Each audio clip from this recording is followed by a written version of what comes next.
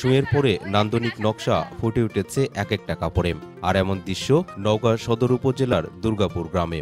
Three piece, salwar, kameez, ওড়না, শাড়ি, পাঞ্জাবি ও ফতুয়া সহ বিভিন্ন কাপড়ে সুঁই সুতা দিয়ে নান্দনিক নকশা ফুটিয়ে তোলা হয়। এছাড়া ডলার, পাথর ও চমকি বসিয়ে আরও সৌন্দর্য বৃদ্ধি করা হয়। বাহিরের দেশের তুলনায় দেশীয় এ হস্তশিল্পের পোশাক গুণগত মানের দিক থেকে অনেকটাই ভালো। তাছাড়া দামও কম হওয়ায় সাধ্যের মধ্যে ক্রেতাদের কাছে চাহিদা বৃদ্ধি পাচ্ছে। কালার অনুযায়ী কালারফুল ডিজাইন যেগুলো হয় সেগুলো সুতার সাথে ম্যাচ করে কামিজে দিতে হয়, যাতে কামিজটা যেন সুন্দর হয়, দেখতে ভালো লাগে। তার উপর অনেক রকমের চমকিও পড়ে, যাতে যেন গ্লেজ দেয়। পড়াশোনার পাশাপাশি এগুলা কাজ করে থাকি। নিজের কাজ করার পাশাপাশি আমার 150 থেকে 200 জন কর্মী আমার হয়ে কাজ করে। আমি বুটিক্সের দোকান থেকে কাজ প্রথমে আনতাম, এখন নিজেই বুটিক্সের দোকান খুলতে সক্ষম হয়েছি।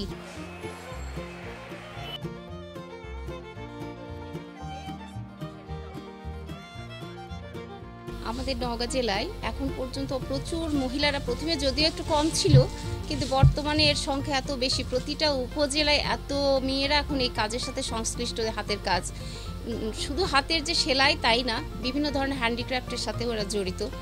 বর্তমানে প্রায় ধরা যায় 10,000-এর কাছাকাছি মেয়েরা এখন এই কাজের সাথে সংশ্লিষ্ট। বিভিন্ন গ্রামে, বিভিন্ন প্রতিটা উপজেলায় বিভিন্ন গ্রাম মিলে। আর দিনের পর দিন এই কাজের যেমন চাহিদা বাড়তেছে, কর্মীর সংখ্যাও তেমন বাড়তেছে। মহিলা উদ্যোক্তাও অনেক তৈরি হয়ে গেছে। আমরা যখন প্রথম শুরু করি তখন অনেক কম ছিল, কিন্তু এখন দেখা যাচ্ছে যে বিভিন্ন কর্মীরাই এখন নিজেরাই এইটার উৎপাদন করে তারা বিভিন্ন জায়গায় সেল করতেছে। তো কাজে তারা আরও কর্মী খুঁজে বের করতেছে।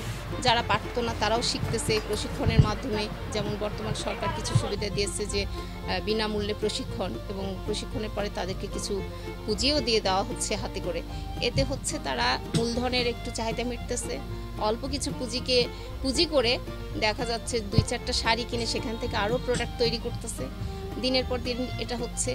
আর তার পাশাপাশি আমার যে শোরুমে এবং বাসা থেকে বিভিন্ন জায়গায় যে সেল, এইটা আগে যেরকম ছিল এখন তো মনে হয় 75% বাড়ছে।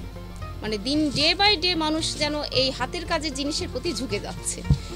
এটার হয়তো কারণ হতে পারে যে অল্প টাকায় আমাদের দেশের আসলে প্রোডাকশন কস্ট হয়তো বা অনেক কম, যার কারণে বহির্বিশ্বের থেকে যে এই থ্রি পিসগুলো আসতেছে তার তুলনায় আমাদের হাতের তৈরি থ্রি পিসের মূল্য অনেক কম, মান ভালো, রং ওঠে না, সুতাগুলোও খুব ভালো টেকসই। সো এই মানুষের চাহিদা অনুযায়ী পাচ্ছে, এই কারণে এটার চাহিদাও ভীষণ বাড়তেছে।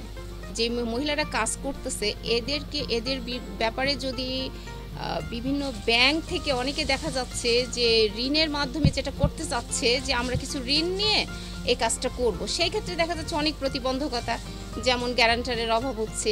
আপনার সামান্য কিছু ঋণ নিতে গেলেও দেখা যায় যে মর্টগেজের ব্যাপারটা চলে আসে, কিন্তু সরকার থেকে বলা হয় যে মর্টগেজ লাগবে না 25 লাখ পর্যন্ত, কিন্তু 1 লাখ টাকাও যারা নিতে যাচ্ছে তাদেরকে মর্টগেজের ব্যাপার আসছে। এই কারণে অনেক পিছাই যাচ্ছে। হয়তো চেষ্টা আছে, সুযোগ আছে, কিন্তু অর্থের কারণে কাজটা করতে পারছে না। তো আমি মনে করি যে সরকার যদি এ ব্যাপারে কিছুটা নজরদারি করেন, তাহলে মনে হয় যে জিনিসটা আরও আমাদের বাংলাদেশে ডেভেলপ করবে। সহজ শর্তে ঋণ এবং ঋণের যে শর্তগুলো, এগুলো অনেক একটু কমাই ফেলতে হবে। কি বলবো, যে বিশেষ করে মর্টগেজের ব্যাপারটার কারণে কিন্তু অনেকেই পারছে না। ভাই 7টা দিন কোনোটা তুলতে 1 মাসও লেগে যায় শাড়ি, কিন্তু সেই পরিমাণ মূল্য কিন্তু তারা পায় না। এটা না পাওয়ার পিছনে কারণ হচ্ছে যারা সেল করতেছে আমরা, তারাই যদি বিক্রি বেশি টাকায় না করতে পারি, তাহলে তো তাদেরকে আমরা দিতে পারবো না সেইটা। আর এটার জন্য আসলে মনে হয় যে ওদের পারিশ্রমিকটা যেমন বাড়ানো আমাদের দরকার, তার পাশাপাশি সমস্ত লোকদের এটা ভাবা উচিত যে একটা হাতের কাজের জিনিস, এটার মূল্যটা দিতে হবে ঠিক মতন।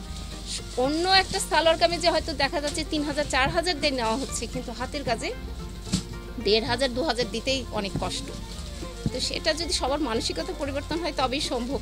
সাধারণ মানুষেরও আমরা অনেক উপকার করতে পারি, তাদের মূল্যটা বাড়াই দিতে পারি। সরকারি পৃষ্ঠপোষকতা পেলে এ শিল্পে এসব গ্রামীণ নারীদের ভাগ্য উন্নয়ন সম্ভব।